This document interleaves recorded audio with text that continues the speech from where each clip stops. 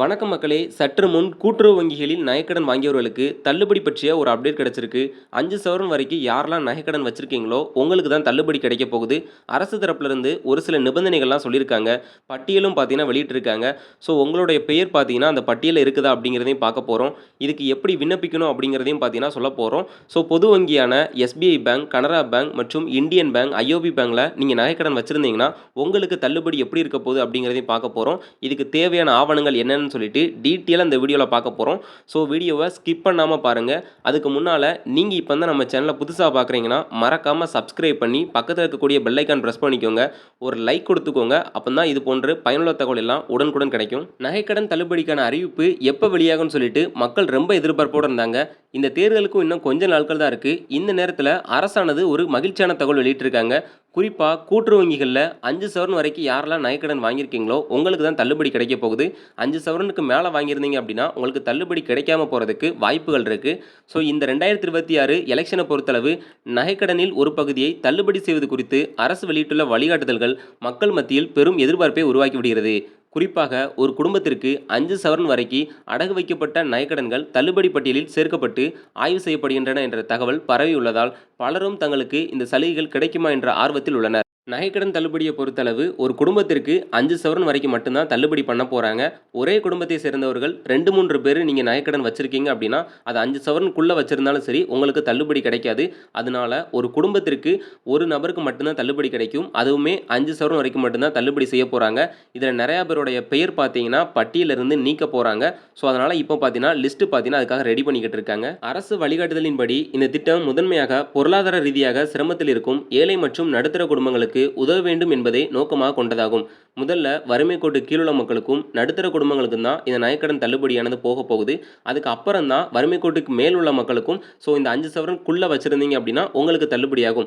So முதல்ல priority பார்த்தீங்கன்னா வறுமை கோட்டு கீழுள்ள மக்கள், ஏழை மக்கள் தான் பார்த்தீங்கன்னா ஸோ ரேஷன் கார்டு அடிப்படையில் யாரெல்லாம் ரொம்ப பின்தங்கியிருக்காங்களோ அவர்களுக்கு முதல்ல 5 சவரன் வரைக்கும் வச்சுருக்காங்களா, அந்த கிரைட்டீரியாக்குள்ளே இருக்காங்களா அப்படிங்கிறத செக் பண்ணி பார்த்துட்டு ஸோ அவர்களுக்கு எல்லாமே தள்ளுபடி ஆயிரும். அதுக்கப்புறம் தான் உங்களுடைய லிஸ்ட்டே பார்த்தீங்கன்னா பெயரை வந்து ஏற்றுவாங்க. ஒரே குடும்பத்தை சேர்ந்தவர்கள் பல்வேறு கூட்டுறவு சங்கங்களில் நகைக்கடன் பெற்றிருந்தாலும் பொதுவாக ஒரு குடும்பத்திற்கு 5 சவரன் வரை அடகு வைக்கப்பட்ட நகைகளுக்கான கடன்களை தள்ளுபடி ஆய்விற்குள் கொண்டு வரப்படுகின்றன. ஸோ பொதுவாக இப்போ ஒரே குடும்பத்தை சேர்ந்தவர்கள் வேறு கூட்டுறவு சங்கங்களில் நீங்கள் வந்து 5 சவரன் வரைக்குமே நகைக்கடன் வாங்கியிருப்பீங்க.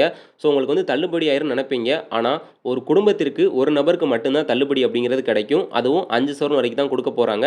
ஸோ அதனால் நீங்கள் வேறு சொசைட்டியில் வச்சுருந்தீங்க, அதனால் அரசுக்கு பார்த்தீங்கன்னா தெரியாது அப்படின்லாம் நினைக்க வேண்டாம். உங்களுடைய ஆதார் கார்டு மற்றும் உங்களுடைய ரேஷன் அட்டை வச்சு பார்த்தீங்கன்னா நீங்களாம் ஒரே குடும்பத்தை சேர்ந்த நபர்கள் தான் ஈஸியாக பார்த்தீங்கன்னா கண்டுபிடிச்சிருவாங்க. அதனால் நீங்கள் வந்து மக்கள் வந்து ஏமாற வேண்டாம். ஸோ ஒரு குடும்பத்துக்கு 5 சவரன் வரைக்கும் மட்டும்தான் தள்ளுபடி அப்படிங்கிறத தெளிவாக சொல்லிட்டாங்க. மேலும் கடன் பெற்ற நபர் அந்த கூட்டுறவு வங்கி அல்லது சங்கம் செயல்படும் பகுதிக்குள் வசிப்போராக இருக்க வேண்டும் என்பது முக்கியமான நிபந்தனைகளில் ஒன்றாக கூறப்படுகிறது. ஸோ நீங்கள் நகைக்கடன் வாங்க போகிறீங்க அப்படின்னா உங்கள் ஏரியாவுக்கு பக்கத்தில் இருக்கக்கூடிய கூட்டுறவு சொசைட்டிகளில் போய் வாங்குங்க. அதை விட்டுட்டு பக்கத்து ஏரியாவில் இருக்கக்கூடிய கூட்டுறவு வங்கிகளில் வாங்கினீங்க அப்படின்னா ஸோ கண்டிப்பாக உங்களுக்கு தள்ளுபடி கிடைக்காது. அதனால் உங்கள் ஏரியாலும் தள்ளுபடிக்காக வாங்கியிருப்பீங்க, பக்கத்து ஏரியாலையும் வாங்கியிருப்பீங்க. ஸோ இதனால் 2 பேங்க்லையும் பார்த்தீங்கன்னா தள்ளுபடியாகும்னு நினைப்பீங்க. ஆனால் மொத்தமாகவே பார்த்தீங்கன்னா உங்களுக்கு கிடைக்காம போயிடும். அதனால் உங்கள் ஏரியாவில் இருக்கக்கூடிய கண்டிப்பாக உங்கள் லிமிட்டில் பார்த்தீங்கன்னா அலாட் பண்ணியிருப்பாங்க. மேக்ஸிமம் 5 கிலோமீட்டர்லேருந்து 10 கிலோமீட்டருக்குள்ளே தான் பார்த்தீங்கன்னா கூட்டுறவு சொசைட்டி எல்லாருக்குமே கிராமங்களில் பார்த்தீங்கன்னா வந்துருச்சு. அதனால் அங்கே மட்டும் பார்த்தீங்கன்னா நீங்கள் வாங்கிக்கணும். அதே மாதிரி நீங்கள் உள்ளூரில் வசிப்பீங்க, ஆனால் நீங்கள் பார்த்தீங்கன்னா வெளியூரில் பார்த்தீங்கன்னா வேறு டிஸ்ட்ரிக்டில் போயிட்டு நீங்கள் வாங்கியிருப்பீங்க. அப்படி இருந்தால் கூட உங்களுக்கு தள்ளுபடியானது கிடைக்காம போயிடும். குடும்ப அட்டை மற்றும் ஆதார் போன்ற ஆவணங்களின் அடிப்படையில் குடும்ப விவரங்கள் சரிபார்க்கப்பட்டு தகுதியுள்ளவர்களின் பட்டியல் தயாரிக்கப்படுகிறது. ஸோ உங்களுடைய ரேஷன் கார்டையும் ஆதார் அட்டையும் வச்சு ஸோ இதுக்காக பார்த்தீங்கன்னா லிஸ்ட்டு போட்டுக்கிட்டு இருக்காங்க. அதில் வந்து யாரெல்லாம் இதுக்கு வந்து தகுதியுடையவர்கள் அப்படிங்கிறத சரிபார்க்குறாங்க. ஸோ அதில் பார்த்தீங்கன்னா யாரெல்லாம் கரெக்டாக இருக்காங்களோ அவர்களுக்கு மட்டும்தான் பெயர் பார்த்தீங்கன்னா லிஸ்ட்டில் வந்து சேர்க்கப்படும் சொல்லிட்டாங்க. சரி, இப்போது நகைக்கடன் தள்ளுபடிக்கு எப்படி விண்ணப்பிக்கணும் அப்படின்னா இந்த நகைக்கடன் தள்ளுபடியை பெறுவதற்கு தனியாக புதிய விண்ணப்பம் செய்ய வேண்டுமா என்ற கேள்வி பார்த்தீங்கன்னா நிறையா பேருக்கு இருக்குது. பொதுவாக பெரும்பாலான சந்தர்ப்பங்களில் புதிய விண்ணப்பங்களை சமர்ப்பிக்க வேண்டிய அவசியம் இல்லாமல் கூட்டுறவுத்துறை அதிகாரிகளே வங்கிகளில் உள்ள கடன் பதிவுகளை ஆய்வு செய்து தகுதியானவர்களை தேர்வு செய்யும் நடைமுறையை பின்பற்றப்படுகிறது. ஸோ ஏற்கனவே நீங்கள் ஒரு தடவை நகைக்கடன் கூட்டுறவு சொசைட்டிகளில் வாங்கியிருப்பீங்க. ஸோ அந்த பட்டியல் எல்லாமே அங்கே இருக்கக்கூடிய அதிகாரிகள் வச்சுருப்பாங்க. ஸோ நீங்கள் தனியாக பார்த்தீங்கன்னா இப்போதைக்கு விண்ணப்பிக்க தேவையில்லை. ஸோ உங்களுடைய டீட்டெயில் எல்லாமே வச்சுருப்பாங்க. நீங்கள் எத்தனை சவரன் வரைக்கும் வாங்கியிருக்கீங்க, ஸோ எவ்வளோ ரூபா வாங்கியிருக்கீங்க மற்றும் எத்தனை கிராம் வந்து வச்சுருக்கீங்க அப்படிங்கிறது எல்லாமே தெளிவாக வச்சுருப்பாங்க. மற்றும் உங்களுடைய ration card, Aadhaar card, bank passbook மற்றும் வரவு செலவு சம்பந்தமான எல்லா தகவலுமே இருக்கும். ஸோ அதனால் இது எல்லாம் ஆய்வு செஞ்சு பார்ப்பாங்க. உங்களுடைய பேங்க் அக்கௌண்ட்டில் அதிகப்படியான பணங்கள் வந்துருந்துச்சு, அதாவது வரவு செலவு பார்த்தீங்கன்னா ரூ. 1,00,000 மேலே வருது போகுது அப்படின்னு இருந்துச்சுன்னா உங்களுக்கு தள்ளுபடி லிஸ்ட்டில் பார்த்தீங்கன்னா கொஞ்சம் தள்ளி வைப்பாங்க. அதனால் முடிஞ்ச அளவு கூட்டுறவு சொசைட்டிகளில் நகைக்கடன் தள்ளுபடிக்காக மட்டும் பார்த்தீங்கன்னா யூஸ் பண்ணுங்கள். அதை தவிர நீங்கள் மற்ற ஏதாவது யூஸ் பண்ணீங்க அப்படின்னா பணம் வந்து போடுறது எடுக்கிறன்னு ரொம்ப இருந்துச்சு அப்படின்னா உங்களுக்கு வந்து கொஞ்சம் வசதி வாய்ப்பு உள்ளவங்க அப்படின்னு நினச்சிப்பாங்க. அதனால் உங்களுடைய பெயர் பார்த்தீங்கன்னா லிஸ்ட்டில் இல்லாமல் போயிடும். ஸோ இப்போதைக்கு பார்த்தீங்கன்னா நீங்கள் வந்து எதுக்கும் விண்ணப்பிக்க தேவையில்லை. ஸோ உங்களுடைய பெயர் பட்டியலில் பார்த்தீங்கன்னா சேர்க்கறதுக்கான வேலைகளை அவங்களே நீங்கள் தகுதி உடையவர்களா இல்லைங்கிறத செக் பண்ணி பார்த்துப்பாங்க. கடன் வாங்கியவரின் ஆதார் எண், குடும்ப அட்டை எண், நிலுவையில் உள்ள கடன் தொகை மற்றும் அடகு வைக்கப்பட்டுள்ள நகையின் அளவு போன்ற விவரங்கள் அதிகாரிகளால் சரிபார்க்கப்படுகின்றன. ஸோ யார் கடன் வாங்கியிருக்காங்களோ அவருடைய Aadhaar number, ration card number, அதே மாதிரி ஏற்கனவே நீங்கள் வந்து நகைகள் வந்து அடமானம் வச்சுருக்கீங்களா, எவ்வளோ பணம் வாங்கியிருக்கீங்க அப்படிங்கிற எல்லா டீட்டெயிலுமே அங்கே இருக்கக்கூடிய அதிகாரிகள் பார்த்தீங்கன்னா ஒருக்கா செக் பண்ணி பார்ப்பாங்க. ஏன்னா ஒரே குடும்பத்தை சேர்ந்தவர்கள் 2-3 இடங்களில் வந்து வாங்கியிருப்பாங்க இல்லையா? ஸோ அதனால் எல்லா கூட்டுறவு வங்கிகளுக்கும் ஹெட் பிரான்ச் அப்படின்னு சொல்லிட்டு ஒன்று இருக்கும். அங்கே பார்த்தீங்கன்னா சரிபார்க்கப்படும். அங்கே உங்களுடைய குடும்ப அட்டை வந்து நீங்கள் கொடுத்துருப்பீங்க இல்லையா? ஸோ அதில் ஒரே குடும்ப அட்டையை பொறுத்து வேறு யாராவது வாங்கியிருக்காங்களா அப்படிங்கிறத செக் பண்ணி பார்ப்பாங்க. உங்கள் ஆதார் அட்டையில் இருக்கக்கூடிய அட்ரஸ் மாதிரியே வேறு எங்கேயாவது இருக்கா, மற்றும் உங்களுடைய ஃபோன் நம்பர் பார்த்தீங்கன்னா வேறு யாராவது லிங்க் பண்ணி வச்சுருக்காங்களா அப்படிங்கிறது எல்லாமே செக் பண்ணி பார்ப்பாங்க. அதன் அடிப்படையில் தகுதியானவர்களின் பட்டியல் தயார் செய்யப்பட்டு அந்த விவரங்கள் சம்மந்தப்பட்ட கூட்டுறவு வங்கி கிளைகளுக்கு அனுப்பப்படும்.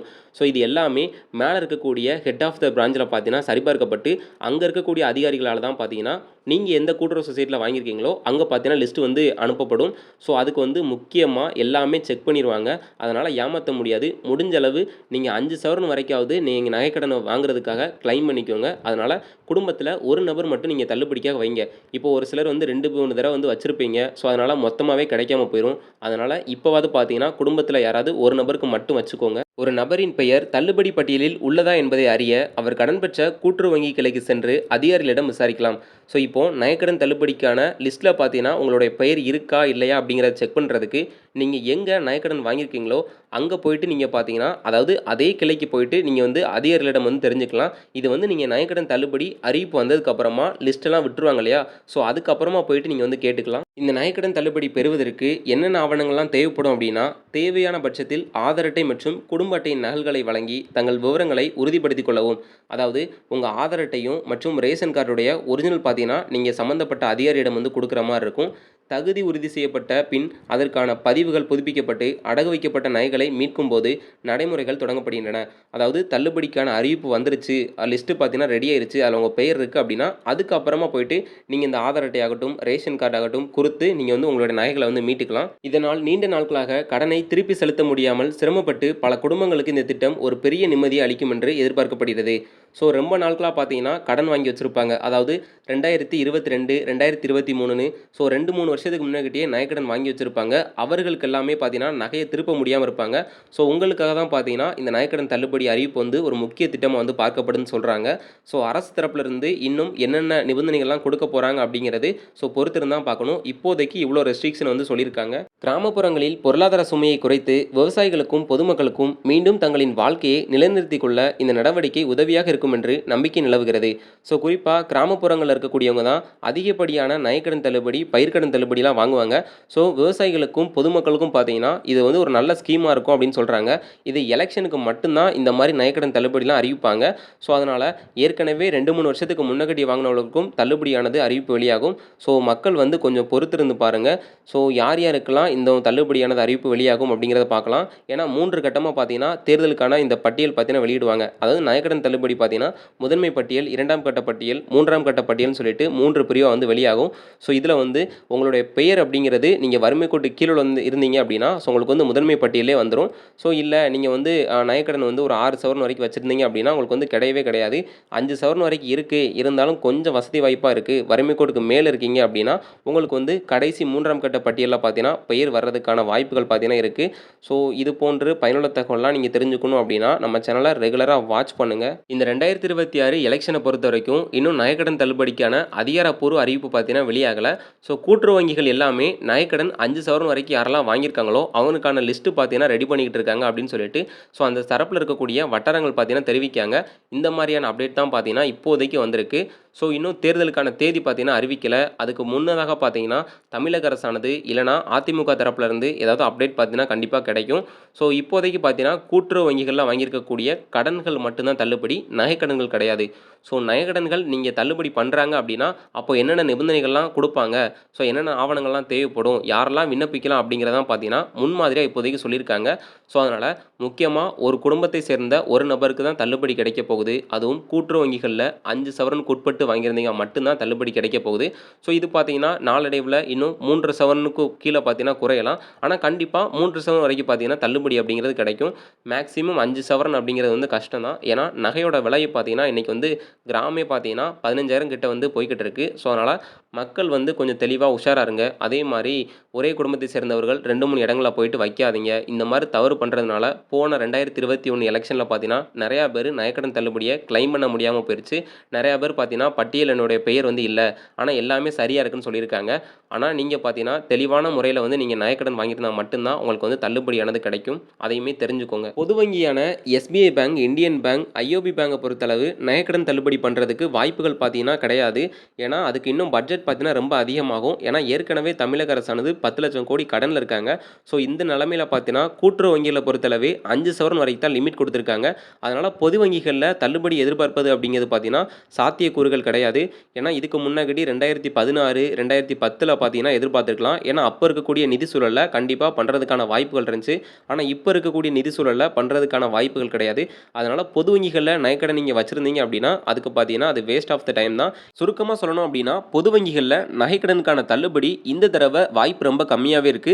இந்த 2026 எலெக்ஷன பொறுத்தளவு பெண்களுடைய ஓட்டுகளுக்காக ஸோ இப்ப நெறைய ஸ்கீம்ஸ பார்த்தீங்கன்னா அறிவிச்சுட்டாங்க. மாதந்தோறும் உரிமை தொகையாக ரூ. 2,000 குடுப்போம்னு 2 கட்சி அறிவிச்சுட்டாங்க. இத தவிர தாவேகா ரூ. 2,500 அறிவிச்சிருக்காங்க. ஸோ இது மட்டும் இல்லாம ஆண்களுக்கும் சரி, பெண்களுக்கும் சரி இலவசமான பேருந்து சேவை அறிவிச்சிருக்காங்க. வேற குழந்தைகளுக்கு மோதிரம் மற்றும் திருமணத்திற்கு பார்த்தீங்கன்னா பட்டு சேலை மற்றும் தாலிக்கு தங்கம் சொல்லிட்டு எக்கச்சக்கமான ஸ்கீம்ஸ் அறிவிச்சுட்டாங்க. அதனால நகைக்கடனுக்கான தள்ளுபடி அப்படிங்கிறது ஸோ பொது வங்கிகள்ல இருக்கிறதுக்கான சாத்தியக்கூறுகள் இந்த எலெக்ஷனை பொறுத்தளவு இல்ல. ஸோ அதனால கூட்டுறவு வங்கிகள்ல வாங்கியிருக்கக்கூடிய கடன்களுக்கு தள்ளுபடி வேணா எடப்பாடி அவர்கள் வந்து அறிவிச்சிருக்காங்க. அது ஆட்சிக்கு வந்ததுக்கு அப்புறமா பார்த்துக்கலாம். ஒருவேளை இனிமேல் நகைக்கடன் தள்ளுபடிக்கான அறிவிப்பு வந்துச்சு, அந்த அப்டேட் தெரிஞ்சுக்கணும் அப்படின்னா நம்ம சேனலை ரெகுலரா வாட்ச் பண்ணுங்க. இது போன்று மத்திய அரசு மற்றும் மாநில அரசு கொடுக்கக்கூடிய அனைத்து விதமான நலத்திட்டங்கள், உதவித்தொகைகள் எல்லாமே பார்த்தீங்கன்னா நம்ம சேனல்ல ரெகுலரா அப்டேட் பண்ணிட்டு இருக்கோம். நம்ம சேனலை சப்ஸ்கிரைப் பண்ணி பக்கத்தில் இருக்கக்கூடிய பெல் ஐக்கான் பிரஸ் பண்ணிக்கோங்க. உடனுக்குடன் தகவல் கிடைக்கும். அது மட்டும் இல்லாம எலெக்ஷனுக்கு அப்புறம் பார்த்தீங்கன்னா பெண்களுக்காக நிறைய ஸ்கீம்ஸ் பார்த்தீங்கன்னா அறிவிச்சிருக்காங்க. அதெல்லாம் நீங்க ரெகுலரா கிளைம் பண்ணிக்கணும் அப்படின்னு நினைச்சீங்கன்னா நம்ம சேனலை பார்த்தீங்கன்னா தொடர்ந்து வாட்ச் பண்ணிக்கிட்டே இருங்க. ஸோ உங்கள் ஃப்ரெண்ட்ஸ்க்கு பார்த்தீங்கன்னா ஷேர் பண்ணுங்க. மீண்டும் சந்திப்போம். நன்றி மக்களே.